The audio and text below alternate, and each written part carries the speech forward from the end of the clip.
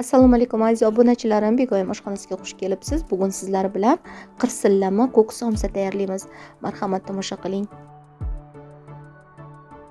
Bismillah deb ishimizni boshlab olamiz. Bitta zupala uchun bizga 350 grammda suv kerak bo'ladi.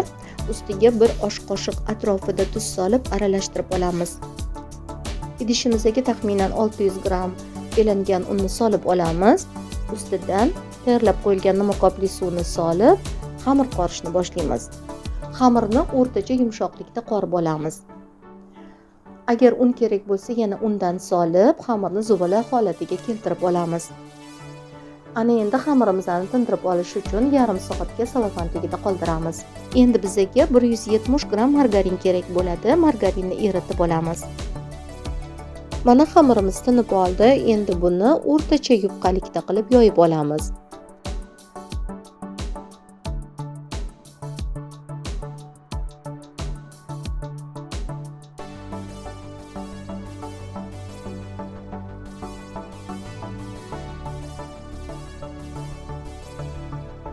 Ustidan eritilgan margarinni ko'proq qilib surtib, birozgina surtilgan holatda qoldiramiz.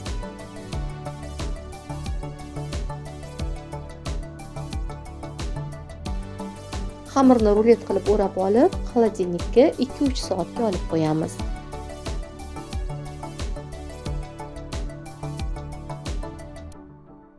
Barcha nachinkalarni to'g'rab tayyorlab qo'ygan edim. Albatta, ko'k somsa bo'lgani uchun ismaloq va yalpizdan ham foydalandim. Barchasini chiroyli qilib aralashtirib olamizda.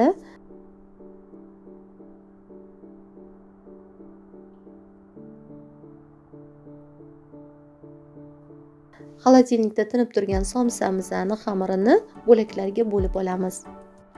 Mana bo'laklab oldik. Bo'lagida juda ham chiroyli qavatlari bilinib turibdi.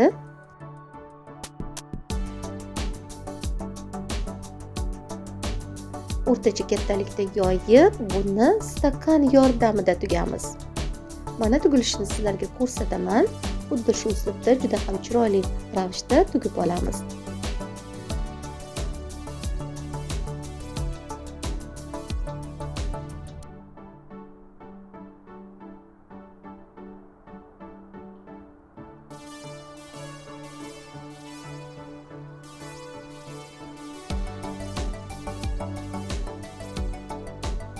Mana ekrandan yana bir marta ko'rsataman chiroyli qilib tugib olingan somsalarimizning holatini.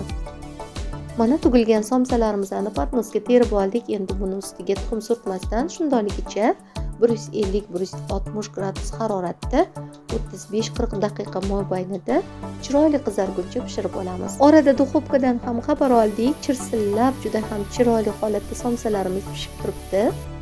Mana pishgan holatida ham ko'rishingiz mumkin, juda ham chiroyli holatda pishib chiqdi. Endi buni hozir qirsillashini eshitib ko'ramiz.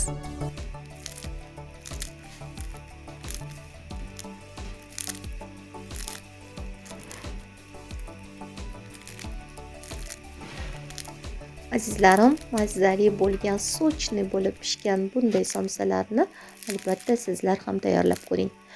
Fikr va mulohazalaringizni kommentariyada yozib qoldiring. Agar obuna bo'lmagan bo'lsangiz, albatta obuna bo'lib, qo'ng'iroqchani bosib qo'ying.